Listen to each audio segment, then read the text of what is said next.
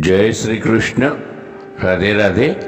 રાધે સત્સંગમાં સત્સંગનું રસપાન કરતા બધા જ આત્મીયજનો શ્રી વલ્લભની પ્રેરણાથી પ્રેરાઈને રાધે સત્સંગમાં આજે આપણે જોઈએ કે આપણે સેવા શા માટે કરવી જોઈએ. પ્રિયજનો, તે પહેલાં આપણે જો રાધે સત્સંગ ચેનલને સબસ્ક્રાઈબ ન કરી હોય તો સબસ્ક્રાઈબ કરશો, જેથી નિત્ય સત્સંગની જાણ આપને થઈ શકે. શ્રી વલ્લભાધીશ કી જય. પ્રિય વૈષ્ણવજનો, સૌ પ્રથમ વૈષ્ણવનું કર્તવ્ય સેવા, સેવા અને સેવા.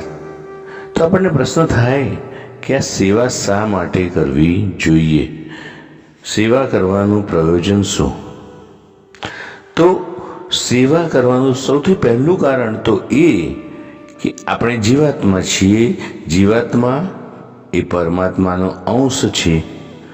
પરમાત્મામાંથી તે છૂટો પડેલો છે. પરમાત્માને ફરીથી પ્રાપ્ત થવું એ જીવનું લક્ષ્ય છે. અને પ્રિયજનો, સેવા દ્વારા જ પરમાત્માની પ્રાપ્તિ થાય છે. માટે આપણે સેવા કરવી જરૂરી છે. બીજું કારણ એ છે કે પરમાત્મા અને જીવાત્માનો સંબંધ એ સ્વામી સેવકનો છે. સેવકનું કર્તવ્ય છે સ્વામીની સેવા કરવાનું, અને તેથી જ આપણે શ્રી ઠાકોરજીની સેવા કરવી જરૂરી છે.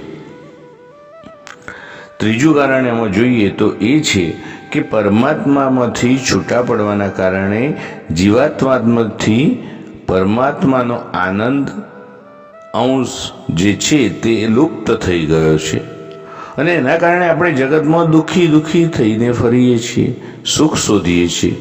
દુઃખની નિવૃત્તિ અને સુખની પ્રાપ્તિ, એના માટે આ ધર્માચરણ એ બહુ મહત્વનું છે. પ્રિયજનો, દુનિયામાં ક્યાંય સાચું સુખ નથી. સાચું સુખ કેવળ અને કેવળ પરમાત્મા પાસે જ છે. અને તેથી પરમાત્માનો આનંદ મળે તો આપણા દુઃખ દૂર થાય અને સુખનો અનુભવ થાય. પરમાત્માના દિવ્ય આનંદની પ્રાપ્તિ માટે એક જ તો રસ્તો છે, અને તે છે સેવા. ચોથું મહત્વનું કારણ એ છે કે આપણે બ્રહ્મ સંબંધ લીધા તે વખતે આપણે શ્રી ઠાકોરજીને આપણું બધું જ સમર્પણ કરવાની પ્રતિજ્ઞા કરી છે. એમનું દાસત્વ સ્વીકાર્યું છે. તો આ પ્રતિજ્ઞાનું પાલન કરવું એ જરૂરી છે. પાંચમું કારણ, આપણામાં અહંતા મમતા રહી છે એ દૂર ન થાય ત્યાં સુધી શ્રી ઠાકોરજીની પ્રાપ્તિ થતી નથી. તો સેવા દ્વારા સરળતાથી અને સહજતાથી આ અહંતા મમતા દૂર થાય છે. માટે સેવા કરવી જરૂરી છે. પ્રિય વૈષ્ણવજનો, છઠ્ઠું અને સૌથી મહત્વનું કારણ એ છે કે સેવા કરવાથી શ્રી ઠાકોરજીમાં સ્નેહ વધે છે. ચિત્તમાં અલૌકિક આનંદ રહે છે. ચિત્ત સેવામાં પરોવાથી દુનિયાના તાપ ક્લેશ આપણને પજવતા નથી. જીવનમાં કોઈ પણ પ્રકારનો સંઘર્ષ કે ચિંતા રહેતી નથી, અને જીવનમાં સુખનો અનુભવ થાય છે. માટે તો શ્રી મહાપ્રભુજીએ સેવા કરવાની આજ્ઞા કરી છે. તો આટલું જાણ્યા પછી પ્રિયજનો, આપણે પણ નિર્ણય કરીએ કે અહર્નિશ સેવા, સેવા અને સેવા કરવી જ.